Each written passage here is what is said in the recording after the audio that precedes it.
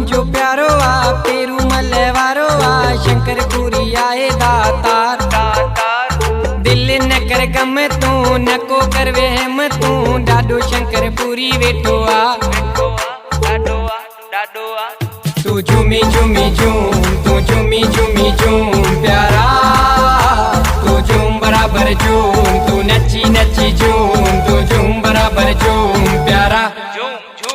तू झूमी झूमी झूम तू झूमी झूमी झूम प्यारा तू झूम बराबर झूम तू नची नची झूम तू झूम बराबर झूम प्यारा